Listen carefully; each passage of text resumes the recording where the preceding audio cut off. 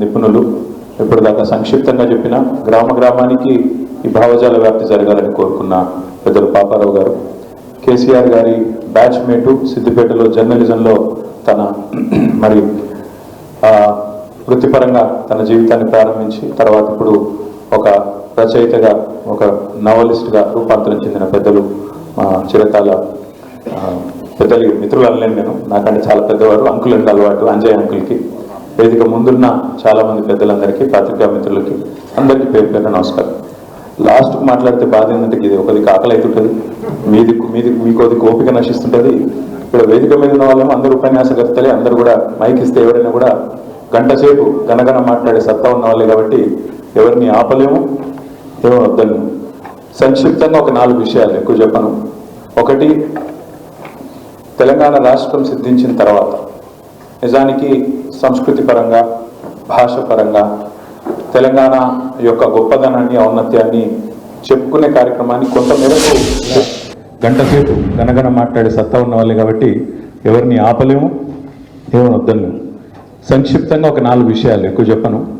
ఒకటి, తెలంగాణ రాష్ట్రం సిద్ధించిన తర్వాత నిజానికి సంస్కృతి పరంగా భాష పరంగా తెలంగాణ యొక్క గొప్పదనాన్ని ఔన్నత్యాన్ని చెప్పుకునే కార్యక్రమాన్ని కొంతమేరకు చేసుకున్నాం, అందులో సఫలం కూడా అయినాం. ఒక బతుకమ్మ పండుగను కానీ బోనాల పండుగను కానీ రాష్ట్ర పండుగగా అధికారికంగా జరుపుకున్నాం. తెలంగాణ యొక్క సంస్కృతిని, తెలంగాణ యొక్క ఔన్నత్యాన్ని, తెలంగాణ భాష ఔన్నత్యాన్ని, యాస ఔన్నత్యాన్ని మన సిలబస్లో పెట్టుకున్న, తెలంగాణ మహనీయుల చరిత్రను నిక్షిప్తం చేసే ప్రయత్నం చేసిన, అదే మాదిరిగా మన విశ్వవిద్యాలయాలకి తెలంగాణలోని గొప్ప గొప్ప నాయకులు, గొప్పవారి పేరు పెట్టుకున్న, ఉదాహరణకు ప్రొఫెసర్ జయశంకర్ గారి పేరు మన వ్యవసాయ విశ్వవిద్యాలయానికి పెట్టుకున్న, పివి నరసింహారావు గారి పేరుని వెటర్నరీ విశ్వవిద్యాలయానికి పెట్టుకున్న, కాళోజీ గారి పేరుని మన హెల్త్ యూనివర్సిటీకి పెట్టుకున్న, కొండా లక్ష్మణ్ బాపూజీ గారి పేరుని హార్టికల్చర్ యూనివర్సిటీకి పెట్టుకున్న. ఈ రకంగా ఆ ప్రయత్నం కూడా కొంత జరిగింది. అదే మాదిరిగా కొత్త జిల్లాలు ఏర్పాటు చేసుకుంటే కుమరం భీం పేరు మనం ఆసిఫాబాద్ జిల్లాకు పెట్టుకున్నాం, జయశంకర్ సార్ పేరు భూపాలపల్లికి పెట్టుకున్నాం. ఆ రకంగా కొంత చరిత్రని మరి వెలుగెత్తి చాటుకునే ఒక ప్రయత్నం. ఎందుకంటే తెలంగాణ పోరాటంలోనే ఇక్కడి కల్చరల్ రెనెసాన్స్ కూడా ఒక అంతర్భాగం కాబట్టి ఆ ప్రయత్నం కూడా జరిగింది.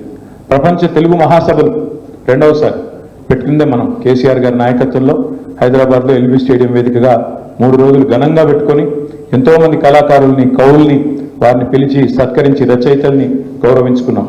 సాంస్కృతిక సారథి పెట్టి ఆ సారథికి మరి ఒక అద్భుతంగా ధూమ్ధాం వ్యవస్థాపకుడుగా ఉన్న బాలకిషన్ గారిని దానికి చైర్మన్గా పెట్టి క్యాబినెట్ ర్యాంక్ ఇచ్చి అందులో దాదాపు ఒక 500 మంది కవులు, కళాకారులకు ప్రభుత్వ కొలువులు ఇచ్చి వారిని కూడా బ్రహ్మాండంగా తెలంగాణ చరిత్రను ముందుకు తీసుకొని పోయే క్రమంలో వారికి కూడా ఒక అవకాశం ఇచ్చింది కేసీఆర్ గారి నాయకత్వం.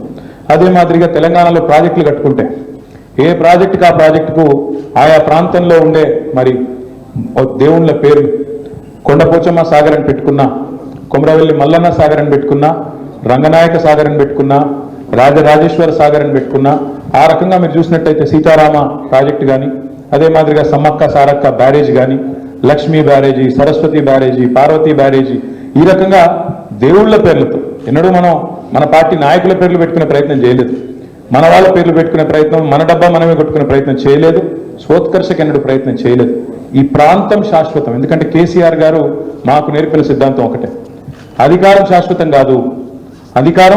శాశ్వతం కాదు, కానీ తెలంగాణ శాశ్వతం, తెలంగాణ చరిత్ర శాశ్వతం, తెలంగాణ యొక్క గొప్పదనం శాశ్వతంగా నిలవాలన్న ఒక ఆలోచనతోనే ఈ ప్రయత్నం చేసినాం తప్ప ఎన్నడూ కేసీఆర్ గారి పేరు పెట్టి ఒక కార్యక్రమం చేయాలనో, కేసీఆర్ గారి పేరు మీద ఇంకోటి చేయాలన్న ప్రయత్నం మేము ఎన్నడూ కూడా చేయలేదు. ఆయన ఇష్టం కూడా లేకున్నా కొన్నిసార్లు బలవంతంగా మేము పెట్టినాం. కేసీఆర్ కిట్ అని పెట్టింది ఆనాడు అక్కడ ఉన్న మంత్రివర్గంలో మేము కొట్లాడి పెట్టినాం తప్ప సార్ వద్దన్నాడు, వద్దు నా పేరు ఎందుకని చెప్పి వారించినా కూడా వినకుండా కొన్ని ప్రయత్నాలు మేము చేసినాం తప్ప ఎన్నడూ కేసీఆర్ గారు తన కోసం, తన కీర్తి కండుచి కోసం, తనకేదో కావాలనే ఆలోచన మాత్రం ఎన్నడూ చేయలేదు. కాళోజీ కళాక్షేత్రం అని వరంగల్లో కట్టినా దాని తదుపరి ఇతర జిల్లాలకు కూడా కళాభారతి పేరిట నల్గొండలో కానీ నిజామాబాద్లో కానీ కవులకు, కళాకారులకు, రచయితలకు, సాహితీవేత్తలకు పెద్దపీట వేయాలన్న ప్రయత్నం కేసీఆర్ గారు చాలా బలంగా చేసినారు. అదే మాదిరిగా గ్రంథాలయ సంస్థ అధ్యక్షుడిగా శ్రీధర్ గారు కూడా చాలా పెద్ద ఎత్తున ప్రయత్నం చేసినారు. హైదరాబాద్లో కానీ బయట కానీ చాలా పెద్ద ఎత్తున వరంగల్లో కానీ గ్రంథాలయాలు కొత్తవి ఎన్నో ప్రారంభించుకున్నాం, చాలా ప్రయత్నం జరిగింది. కానీ డెఫినెట్గా జరగాల్సినంత మాత్రం జరగలేదు. ఇంకా జరగాలి, ఇంకా బాగుండాలి అనే కోరిక ఏదైతే తెలంగాణ సమాజంలో ఉందో దాన్ని తప్పకుండా ముందుకు తీసుకొని పోయే ప్రయత్నం ఈ సందర్భంగా చేయవలసిన అవసరం ఉందని చెప్పి ప్రతి ఒక్కరు కూడా నొక్కి వక్కానించినారు. తప్పకుండా ఆ బాధ్యతను బీఆర్ఎస్ పార్టీ తీసుకుంటుంది. తీసుకొని వచ్చే సంవత్సరం నుంచి దీక్షా దివస్ నుంచి మొదలు పెడితే, అంటే నవంబర్ 29 నుంచి మొదలు పెడితే విజయ దివస్ దాకా, తెలంగాణ పోరాటం సిద్ధించి విజయం సాధించిన రోజైన 9 డిసెంబర్ దాకా 11 రోజుల పాటు ప్రతి సంవత్సరం బ్రహ్మాండమైన సాహిత్య కార్యక్రమాలు, బ్రహ్మాండమైన కార్యక్రమాలు చేసే బాధ్యత మేమే తీసుకుంటామని చెప్పి సందర్భంగా విజ్ఞప్తి చేస్తాం.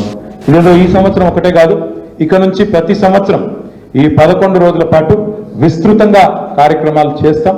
దానికి పార్టీ తరఫున మరి రేపో ఎల్లుండో ఒక 2 డెడికేటెడ్ కమిటీలు కూడా వేసుకుంటాం.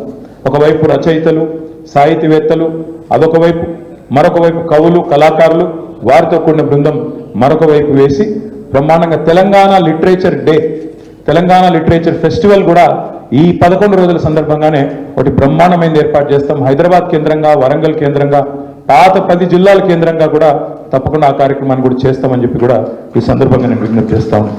సాహిత్య కార్యక్రమాలు, పుస్తకావిష్కరణలు, ఎందుకంటే దేశపతి శ్రీనివాస్ గారు చెప్పింది కరెక్ట్. సింహాలు తమ గాథ తాము చెప్పుకోకపోతే వేట కుక్కలంటే బాగుండదేమో, వేటగాళ్ళు చెప్పే పిట్టకథలే చరిత్రగా నిలిచిపోతాయని వారేదైతే చెప్పినో, సింహాలు తమ గాథ తాము చెప్పుకోకపోతే వేటగాళ్ళు చెప్పే పిట్టకథలే మరి చరిత్రగా నిలిచిపోతాయని వారేదైతే చెప్పినారో అది అక్షర సత్యం. ఇంగ్లీష్లో కూడా దానికి అందంగా ఒక లైన్ ఉంటుంది, history gets written by the victor అని. అంటే యుద్ధంలో గెలిచిన వాడే పరాజితుల చరిత్రను చెరిపేసే ప్రయత్నం చేస్తాడని దాని భావన. ఈరోజు తెలంగాణలో జరుగుతుంది అదే. కేసీఆర్ మీద కోపంతో, కేసీఆర్ గారి మీద ఉండే కోపంతో ఇవాళ ఎన్నికల ప్రయత్నాలు జరుగుతున్నాయి, మీరు గమనించండి. నిన్న ముఖ్యమంత్రి మాట్లాడతాడు, ఎన్టీ రామారావు గారు ట్యాంక్ బండ్ మీద పెట్టిన విగ్రహాల గురించి ప్రస్తావిస్తాడు హైదరాబాద్లో. కానీ ఇవాళ మొత్తం హైదరాబాద్ అంతా అచ్చరు పొందే విధంగా చూసే 125 అడుగుల నిలువెత్తు అంబేద్కర్ విగ్రహం గురించి మాత్రం ఆయన నోట్లకెళ్ళి మాట వస్తలేదు. అంబేద్కర్ గారి పేరిట కట్టిన అద్భుతమైన సచివాలయం, ఒక రాజసౌధం లాంటి, ఒక శ్వేత సౌధం లాంటి సచివాలయం గురించి మాత్రం ఒక్క మాట రాదు. ఇవాళ మొత్తం నిటారుగా నిలబడ్డ పోలీస్ కమాండ్ కంట్రోల్ సెంటర్ గురించి ఒక్క మాట రాదు. అద్భుతంగా హైదరాబాద్లో కట్టిన ఎన్నో, 1, 2 కాదు, ఎన్నెన్నో ఈ 10 ఏళ్లలో జరిగిన నిర్మాణాల గురించి మాత్రం మాట రాదు. ఎందుకంటే పరాజితుల చరిత్ర మలిపేయాలి, మరిపేసేదో మలిగిపోతుంది అనుకునే ఒక మూర్ఖపు ప్రపంచంలో ఈ ముఖ్యమంత్రి ఉన్నాడు. ఆయనకైనా ఇంకా మిగతా వాళ్ళకైనా నేను చెప్పేది ఒకటే, కేసీఆర్ మీద కోపంతో సరే రాజకీయంగా మాటల దాడి చేయండి, మీకు వచ్చేటిదే బూతులు, మీకు తెలిసిన ప్రపంచమే గది. కానీ ఒకటి మాత్రం పక్కా, కేసీఆర్ మీద కోపంతో తల్లి రూపాన్ని మార్చే ప్రయత్నం చేస్తే మాత్రం చరిత్ర క్షమించదు. తెలంగాణ తల్లి రూపాన్ని మార్చే ప్రయత్నం, నాకు తెలియక అడుగుతా, వాళ్ళ భారతదేశంలోనే అత్యంత సుసంపన్నమైన రాష్ట్రం, నా లెక్క కాదు, రిజర్వ్ బ్యాంక్ ఆఫ్ ఇండియా లెక్క ప్రకారం తలసరి ఆదాయంలో ఇవాళ అన్ని రాష్ట్రాల కంటే ముందున్నది తెలంగాణ రాష్ట్రం. అట్లాంటి తెలంగాణ రాష్ట్రం, సుసంపన్నమైన రాష్ట్రానికి తల్లి, తెలంగాణ తల్లి మూర్తిభవించిన ఒక దేవతలాగా కేసీఆర్ గారు, అదేవిధంగా తెలంగాణ ఉద్యమంలోని పెద్దలు ఆనాడు ప్రతిష్ఠించినారు 2007 సంవత్సరంలో. అప్పుడెప్పుడో దాశరథి గారు, ఆ తర్వాత రావెల్ల వెంకటరామారావు గారు ప్రస్తుతించినట్టుగా మా తెలంగాణ తల్లి కంజాతవల్లి అన్నట్టుగా బ్రహ్మాండంగా ఇక్కడి సమాజం యొక్క ఒక ఆశయాన్ని, ఇక్కడి సమాజం యొక్క ఔన్నత్యాన్ని, తెలంగాణ ప్రాంతం యొక్క గొప్పతనాన్ని ఒక ఆస్పిరేషనల్, ఒక వాల్యూగా, ఆస్పిరేషనల్ చిహ్నంగా తెలంగాణ తల్లిని ప్రతిష్ఠించుకున్నాం. ఇవాళ ఈ ముఖ్యమంత్రి ఏమంటున్నాడు, అత్యంత సుసంపన్నమైన రాష్ట్రమైన తెలంగాణ తల్లి, ఈ తెలంగాణ రాష్ట్రానికి తల్లిగా ఉండే తల్లిని కేవలం ఇక్కడి పేదరికానికి, ఇక్కడ ఉండే సమస్యలకు చిహ్నంగా నేను ప్రతిష్ఠిస్తా అని చెప్పి ముఖ్యమంత్రి అంటా ఉన్నాడు. రూపుమాపుతా అంటా ఉన్నాడు, రూపు మారుస్తా అంటున్నాడు. కేసీఆర్ చేసిన పోరాటాన్ని రూపుమాపుతా అంటా ఉన్నాడు. ఇది ఎంత మాత్రం ఆమోదయోగ్యం కాదు. ఎందుకంటే అధికారం ఎవరికి శాశ్వతం కాదు. ఒకనాడు ఇందిరాగాంధీ గారు ప్రతిష్ఠించిన భరతమాతను వాజ్పేయి గారు రాగానే మార్చేయలేదు. అదేవిధంగా భారతదేశంలో ఎన్నో చోట్ల అధికార మార్పిడి జరిగింది. తెలుగు తల్లి విగ్రహ రూపం మారలేదు. అదేవిధంగా కన్నడ మాత పేరిట పెట్టుకున్న విగ్రహం రూపం మారలేదు. కానీ ఇక్కడ ముఖ్యమంత్రి ఎంత కురుసబుద్ధి, ఎంత లేఖి వ్యక్తి అంటే కేసీఆర్ మీద కోపంతో ఆఖరికి తెలంగాణ తల్లిని కూడా ఇవాళ మార్చే ప్రయత్నం ఏదైతే చేస్తున్నాడో చరిత్ర క్షమించదు. ఇట్లాంటి మూర్ఖపు పనులు ఎవరు చేసినా తప్పకుండా దానికి ప్రజల ఆమోదం ఉండదు, ప్రజల నుంచి చీత్కారం తప్ప ఏనాటికైనా కూడా వ్యతిరేక భావన తప్ప ఏనాటికి కూడా వీటికి ఆమోదం లభించదు. కాబట్టి ఆ ప్రయత్నం ఇప్పటికైనా విఘ్నతతో విరమించుకోవాలని చెప్పి ప్రభుత్వానికి విజ్ఞప్తి చేస్తున్నాం. ఒకవేళ వాళ్ళకి ఔన్నత్యం కానీ ఒకవేళ వాళ్ళకి పెద్ద బుద్ధి కానీ లేకపోతే ఒకటి మాత్రం పక్క, మళ్ళీ 4 ఏళ్ల తర్వాత ఆ సెక్రటేరియట్లో తప్పకుండా జరగాల్సిన కార్యక్రమం జరుగుతుంది. నువ్వు ఎన్ని కథలు పడ్డా ఎన్ని కార్యక్రమాలు చేసినా తప్పకుండా మళ్ళీ తిరిగి తెలంగాణ తల్లే తన సరైన స్థానంలో ఉంటుంది. ఇలా నువ్వు రాహుల్ గాంధీ తండ్రిని ఎక్కడైతే పెట్టినావో అక్కడ ఖచ్చితంగా తెలంగాణ తల్లి నిటారుగా నిలబడుతుంది, నిన్ను చూస్తూనే ఉంటుందని చెప్పే మాట కూడా ముఖ్యమంత్రికి నేను చెప్తా ఉన్నాను. ఎన్నన్నా చేసుకో, అధికారం నీకున్నది కాబట్టి ఏదో 4 రోజులు సాయుధ బలగాల నడుమ నీ నాటకాలు కొంత సాగుతాయి కొంతకాలం, కానీ ఎల్లకాలం మాత్రం సాగవు. ఇది పక్క. రెండవ మాట, పుస్తకాలు 1 కాదు 2 కాదు వేలు రావాలి, వేలు రావాలని చెప్పి మిత్రులందరూ కోరినారు. మీ అందరికి నేను ఇచ్చే మాట ఏమంటే ఆ బాధ్యత స్వయంగా నేను తీసుకొని వచ్చే సంవత్సరం నుంచి వేల పుస్తకాలు ఎవరైతే అజ్ఞాత సూర్యులు ఉన్నారో తెలంగాణలో తప్పకుండా వారిని వెలుగులోకి తీసుకొచ్చే బాధ్యత కూడా నేను ఈ పార్టీ తరఫున తీసుకుంటా అని చెప్పి కూడా నేను విజ్ఞప్తి చేస్తా ఉన్నాను. ఎందుకంటే ఈ మాట బాధతోనే చెప్తా ఉన్నా. కొంత ఆ మధ్యన ఒక మిత్రుడు డిఎంకే మాజీ శాసనసభ్యుడు హైదరాబాద్కి వచ్చిండు, శేఖర్ అని, సిఆర్ శేఖర్ ఆయన పేరు. వస్తే ఏదో మర్యాద కర్టసీకి నన్ను కలవడానికి వచ్చిండు. వచ్చిన తర్వాత ఏదో పిచ్చాపాటి మాట్లాడుతున్నావు, రాగానే అన్న మీకు పుస్తకాలు తెచ్చినా అన్నాడు. ఏంటి అని చూస్తే ఒకటి బాబాసాహెబ్ అంబేద్కర్ గారిది, ఇంకొకటి మహాత్మా గాంధీ గారి యొక్క మరి జీవితానికి సంబంధించి 2 పుస్తకాలు తెచ్చి నా చేతిలో పెట్టిండు, ఫోటో దిగిండు. దిగినాక కూర్చున్న తర్వాత మరి పుస్తకాలు ఎందుకు తెచ్చినావు బ్రదర్ అని నేను అడిగాను.